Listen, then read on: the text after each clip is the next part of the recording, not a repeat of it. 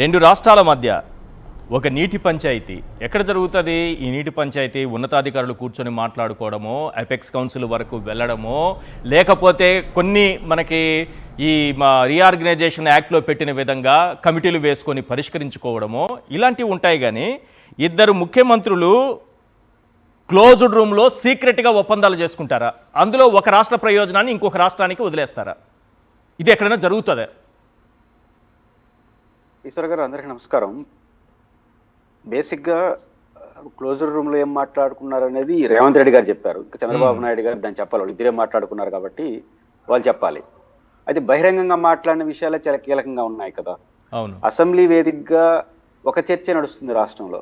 అదేంటంటే అసెంబ్లీ వేదికగా నేను చెప్పితే ప్రాజెక్ట్ ఆపేశారు, అవును, పనులు జరగట్లేదు, కావాలంటే చూసుకోండి, దీని చుట్టూ నడుస్తుంది. దీనికన్నా ఒక ప్రమాదకర వ్యాఖ్య రేవంత్ రెడ్డి గారు అదే సభలో చెప్పారు. మేము దక్షిణ తెలంగాణ కడుతున్న ప్రాజెక్టులు ఎక్కడ అడ్డుకోమని, అదేవిధంగా రాయలసీమలో కడుతున్న అక్రమ ప్రాజెక్టుల విషయంలో తొందరపాటు నిర్ణయాలు తీసుకోవద్దని హెచ్చరించాము. హెచ్చరిక పదం వార్నింగ్ లాంటి పదం. అలా షరతు ఆ షరతు పెట్టాను. దానికి ఒప్పుకున్న తర్వాత చర్చలు జరుపుతున్నాము. అంటే మా ప్రాజెక్టుల జోలికి మీరు రావద్దండి, రాయలసీమలో కడుతున్న అక్రమ ప్రాజెక్టుల విషయంలో తొందరపాటు నిర్ణయాలు తీసుకోవద్దండి, ఈ రెండు ఒప్పుకుంటే షరతు పెడితే అప్పుడు మీతో చర్చిస్తామన్నాను అని అన్నాడు. ఇది చాలా ప్రమాదకరం రాయలసీమ. ఓకే, ఆపేయడం ఆపకపోవడం సెకండరీ. అవును, ఫస్ట్ ఆఫ్ ఆల్ షరతు ఏంటి? ఒప్పుకున్నానని ఒక ముఖ్యమంత్రి అంటున్నాడు.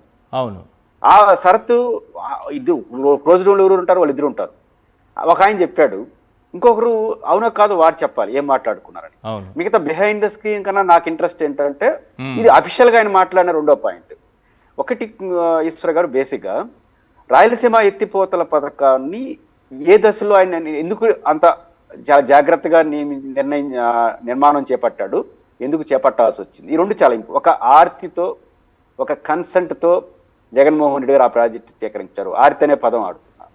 రీజన్ ఏంటంటే ఒక ఇంట్రెస్ట్ ఉంటే ఎట్లైనా చేయాలని తపన ఉంటుంది. చూడండి, మనం ఒక ప్రాజెక్ట్ కట్టినప్పుడు శంకుస్థాపన చేస్తాం, పోతా ఉంటాం, ఏదైనా ట్రిబుల్స్ ఏదైనా సమస్య వస్తే మళ్ళీ ఒక నెల వాయిదా వేస్తాం, ఇట్లా జరుగుతుంటాయి.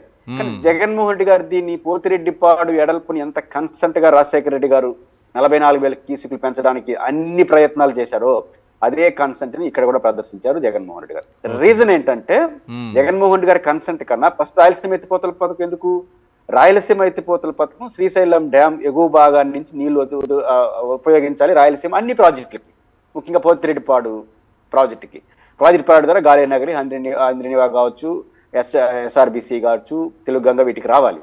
హెచ్ఎల్సికి సంబంధించి బయట ఉంటాయి. అంటే నా పాయింట్ ఏంటంటే ఈ ప్రాజెక్టులన్నీ రావాల్సినటువంటి పోతిరెడ్డిపాడికి నీళ్లు రాని పరిస్థితి శ్రీశైలంలో ఉంది. మొట్టమొదటి విషయం, శ్రీశైలం యొక్క నిజ నిల్వ సామర్థ్యం 315 నుంచి 190 పడిపోయింది. రెండో వైపు వరద రోజులు తగ్గిపోయినాయి. అప్పుడు నెలలో ఉన్నది ఇప్పుడు వారాలు పడిపోయినాయి. అంటే వరద సమయంలో ప్రకాశం బ్యారేజ్ నుంచి కిందకు వదిలే సమయంలో అందిపుచ్చుకోవాల్సిన దుస్థితి రాయలసీమది. ఎందుకంటే రాయలసీమ శ్రీశైలం ప్రాజెక్ట్ గేట్లు ఎత్తేసి వాడుకునే ప్రాజెక్టులు కాదు, గేట్లు మూసేసి వెనక నుంచి తగ్గించుకొని నీళ్ళు, అది ఒక దుస్థితి రాయలసీమలో. ఇవన్నీ దృష్టిలో పెట్టుకుని జగన్మోహన్ రెడ్డి గారు ఏం చేశారు, ప్రకాశం బ్యారేజ్ నుంచి సముద్రంలో 200-300 టీఎంసీలు వదిలే సమయం అంటూ ఒకటి వస్తూ ఉంది. అది వారం 10 రోజులే ఉంటా ఉంది. ఆ 10 రోజుల్లో 3 నుంచి 7 టీఎంసీలు ఫాస్ట్ గా తీసుకున్నాము. అప్పుడు హక్కుల సమస్యలు రావు, గొడవలు రావు, కాబట్టి తీసుకునేసి రాయలసీమ ప్రాజెక్టుకి ఇద్దామని ఒక దూరదృష్టి, ఒక ప్రత్యేక పరిస్థితిలో ఆయన టేకప్ చేశారు. ప్రాజెక్టు అంటే చాలా మంది 90%, 80% జగన్మోహన్ రెడ్డి గారు ఇప్పుడు చూడండి తమాషా, ఎక్కడ ఆ ప్రాజెక్టు హక్కు ఎక్కడ ఉందనే చర్చ లేదు, గ్రీన్ ట్రిబ్యునల్ చర్చ వస్తా ఉంది. రీజన్ అంటే జగన్మోహన్ రెడ్డి గారు ఏం చేశారు, ఫస్ట్ హక్కు పర్మిషన్ పెట్టి హక్కులు తీసుకొని అవన్నీ చేస్తుంటే ఏమవుతుంది, మొదట్లోనే ఆగిపోయింటుంది. అందువల్ల జగన్మోహన్ రెడ్డి గారు ఏం చేశారు, కాలువలు దోవే పని మొదలెట్టాడు. ఇప్పుడు శైలేజనాథ్ అన్న చెప్పింది కాలువలన్నీ పూర్తి అయిపోతే ఇంకా మిషన్ పెట్టాలి, అదే మిగులునేది అక్కడ. అంటే మిషన్ పెట్టాడు అనుకోండి రూల్స్ వస్తాయి. కాబట్టి మిషన్ అనేది అన్ని పర్మిషన్లు వచ్చిన తర్వాత పెడదాము, అంతలోపల పని పూర్తి చేద్దామని. అంటే కాలువలు దోకుంటూ కూడా అడిగేవాళ్ళు. కాబట్టి గ్రీన్ ట్రిబ్యునల్ పోయినారు, ఎందుకంటే అక్కడ ఉన్న చెట్లు అవన్నీ తొరికారని ఆ పేరుతో పోయినారు. అదే ఫస్ట్ మిషన్ పెట్టున్నాడు అనుకోండి, ఫస్ట్ లోనే ఆగిపోయింటుంది. అందువల్ల ఆర్తి అనే పదం ఆడుతున్నాం. మామూలుగా సార్ ఒక విషయం చెప్పండి, మీకు అనుభవం కదా ప్రాజెక్టుల విషయంలో, అన్ని అనుమతులు వస్తాయి, ఈవెన్ పోలవరం అయినా సరే ఏదైనా సరే అన్ని అనుమతులు తెచ్చుకొని ఆఫీస్లో పెట్టుకొని తర్వాత పనులు ప్రారంభిస్తారా? పనులు ప్రారంభించి అవి జరుగుతూ ఉంటే ఒక్కొక్క పర్మిషన్ తెచ్చుకుంటూ వెళ్తారా? ప్రాజెక్టులు కట్టాలి కాబట్టి కట్టాలి, అయితే అయితుంది, అయిపోతే పోతుంది అనేవాళ్ళు అన్ని పర్మిషన్లు తీసుకొచ్చిన తర్వాత కడతారు. అయితే అవుతుంది, పోతే పోతుంది, కడతాం అంతే, అవును, ప్రకటన చేసేస్తాం. అని ఎట్లన్నా కట్టాలనే వాళ్ళు వ్యూహాత్మకంగా కడతారు. కరెక్ట్. వ్యూహాత్మకంది పోలవరం, ఇక్కడ జగన్మోహన్ రెడ్డి గారి ప్రతిపాదన రెండు చూడండి. పోలవరం ప్రాజెక్టుకు అన్ని అనుమతులు వచ్చేంత వరకు కాలువలు తవ్వకుండా ఆపేలా రాజశేఖర రెడ్డి గారు. కుడి కాలువ ఎడమ కాలువగా ఫాస్టెస్ట్ తవ్వకాలు ప్రారంభించినప్పుడు అందరూ ఏమన్నారు? చంద్రబాబు గారితో సహా ఎవడైనా బుద్ధుండే వాడు ప్రాజెక్టులు కట్టకుండా కాలువలు తవ్వుతారా ఆ రోజు మాట్లాడింది. అవును.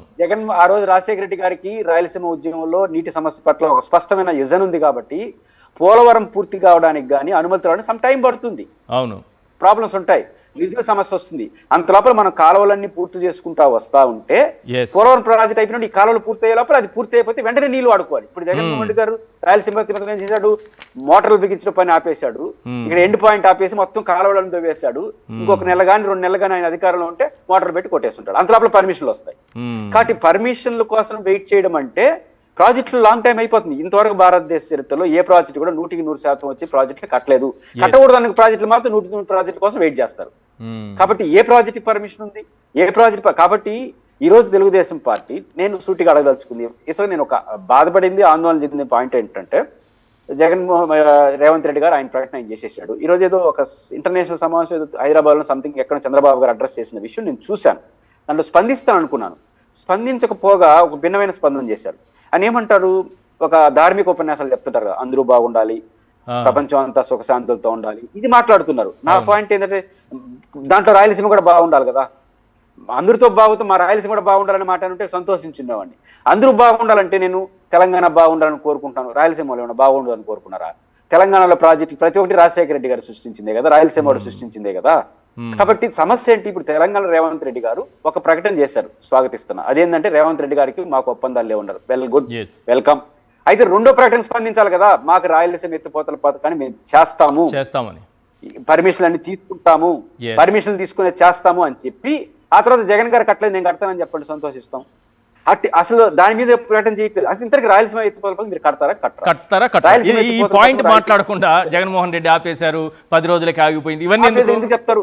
చెప్పండి, ఆయన ఆపేశాడు, మేము కడతామని చెప్పాలి. అవును, ఇవి చెప్పకుండా రెండోది ఆయన కీలకంగా చేసింది ముఖ్యంగా జగన్మోహన్ రెడ్డి గారు 1.5 month బ్యాక్ రాసిన లెటర్ అప్పుడు కానీ ఆంధ్రప్రదేశ్ ప్రభుత్వం అలర్ట్ అయింటే ఈ రోజు రేవంత్ రెడ్డి గారు ఆ ధైర్యం చేస్తుంటాడని నేను అనుకోవట్లేదు. ఆ రోజు జగన్మోహన్ రెడ్డి గారు ఏం చెప్పారు? ఏదైతే కృష్ణా ట్రిబ్యునల్ ఏదైతే ఉందో సమీక్ష చేస్తున్నారు టీఎంసీల నీటి వాటాల పైన పునఃసమీక్ష, దాన్ని అంగీకరించకూడదు. జగన్మోహన్ రెడ్డి గారు సుప్రీంకోర్టులో పిటిషన్ వేశాడు, ఆ పిటిషన్ కొనసాగించాలి, సమర్థవంతమైన వాదనలు చేయాలి, లేకపోతే రివ్యూ చేస్తే మొత్తం రాయలసీమకు నష్టం వస్తుంది, అలర్ట్ గాండి, మంచి లాయర్లు పెట్టండి, వ్యూహాత్మకలని చెప్పాడు కదా. ఆ రోజే కానీ మనం ఉండుంటే ఈరోజు రేవంత్ రెడ్డి గారు అంత ధైర్యంగా మాట్లాడుండేవాడా? కాబట్టి ఇది చాలా కీలకమైన అంశం. కాబట్టి ప్రభుత్వాన్ని నేను డిమాండ్ చేసేది, నెంబర్ 1, మాకు సంబంధం లేదన్నా సంతోషం, వెల్కమ్. బట్ ఈ రాయలసీమ ఎత్తిపోతల పథకం కడతారా? కట్టకపోతే మీ ఆల్టర్నేటివ్ ఏంటి? రైట్.